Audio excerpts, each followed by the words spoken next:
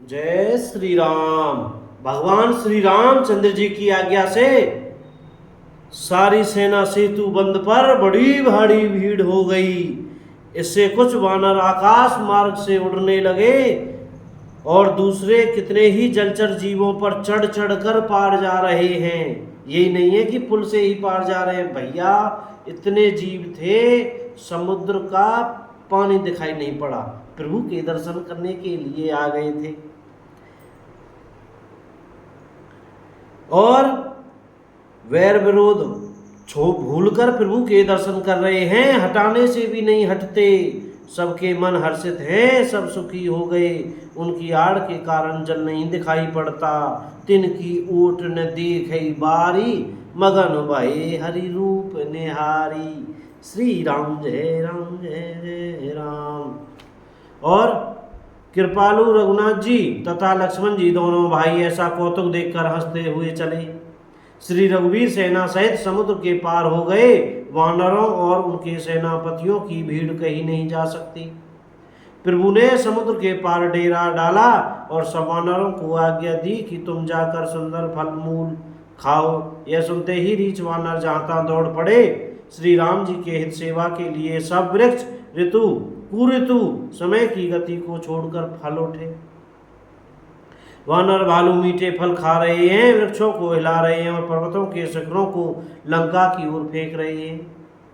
घूमते फिरते जहाँ किसी राक्षस को पा जाते हैं तो सब उसे घेर कर खूब नाच नचाते हैं और दांतों से उसके नाक कान काट कर प्रभु का सुयश कहकर अथवा कहलाकर तथा उसे जाने देते हैं। जिन कर नासा कान निपाता, जिन राक्षसों के नाक और कान काट डाले गए, उन्होंने रावण से सब समाचार कहा। समुद्र पर सेतु का बांधा जाना कानों से सुनते ही रावण घबरा कर दसों मुखों से बोल उठा, क्या बांध्यो बन निधि नीर निधि जल दिव्य सिंधु बारिश, सत्य तोय निधि कंपति उदय पयोधि नदीस। श्री राम जय जय राम। वन निधि नीर निधि जल्दी सिंधु बारिश, तोय निधि कंपति उदति पयोधि नदीस को क्या सचमुच ही बांध लिया है?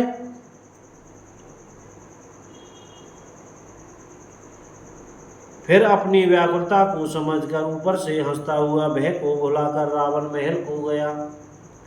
जब मंदोदरी ने सुना कि प्रभु श्री राम जी आ गए हैं, उन्होंने खेल में ही समुद्र को बंधा लिया है, तब वह हाथ पकड़कर पति को अपने महल में लाकर परम मनोहर वाणी बोली। चरणों में सिर नवाकर उसने अपना आंचल पसारा और कहा, हे प्रियतम, क्रोध त्याग कर मेरा वचन सुनिए। हे नाथ, वैर उसी के साथ करना चाहिए जिससे बुद्धि और बल के द्वारा जीत सके।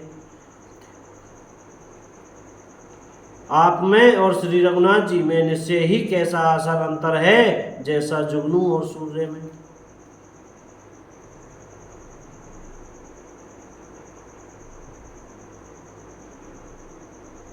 जिन्होंने विष्णु रूप से अत्यंत बलवान मधु और कैटव दैत्य मारे और वाराह और नृसिंह रूप से महान सूरवीर दीदी के पुत्रों हिरण्याक्ष और हिरण्यकश्यपु का संहार किया, जिन्होंने वामन रूप से बलि को बांधा और परशुराम रूप से सहस्त्रबाहु को मारा, वे ही भगवान पृथ्वी का भार हरण करने के लिए राम रूप में अवतीर्ण प्रकट हुए हैं। हे नाथ, उनका विरोध न कीजिए जिनके हाथ में काल कर्म और जीव सभी हैं।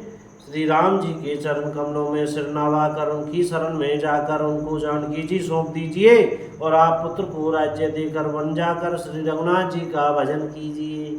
राम ही सौंप जानकी नाई कमल पद मात, सुत कहूँ राज समर्पी बन जाई भजई रघुनाथ। श्री राम जय राम।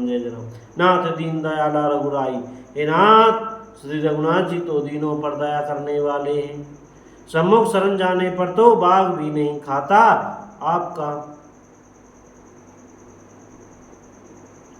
आपको जो कुछ करना चाहिए था वह सब आप कर चुके। आपने देवता राक्षस तथा चराचर सभी को जीत लिया। संत कहीं अस नीति दशानन, हे दसमुख संत जन ऐसी नीति कहते हैं कि चौथेपन बुढ़ापे में राजा को वन में चला जाना चाहिए। ये स्वामी वहाँ वन में आप उनका भजन कीजिए जो सृष्टि के रचने वाले, पालने वाले और संहार करने वाले हैं। सीताराम। बोलो राजा रामचंद्र की जय हो। अपने अपने गुरु महाराज की जय हो। श्री वृंदावन धाम की जय, चमेली वन धाम की जय, श्री अयोध्या धाम की जय, राजा रामचंद्र की जय, अपने अपने गुरु महाराज की जय, सब संत महात्मा की जय। जय श्री सीताराम। राधे श्याम। जय बजरंगबली की। भैया बोलने में, पढ़ने में, कहने में, सुनने में हमसे कोई गलती हो गई हो तो कृपया क्षमा करते रहिएगा। और सीताराम सीताराम, राधे श्याम बोलते रहिएगा भैया। जय राम जी की। वीडियो अच्छी लगे तो शेयर करें।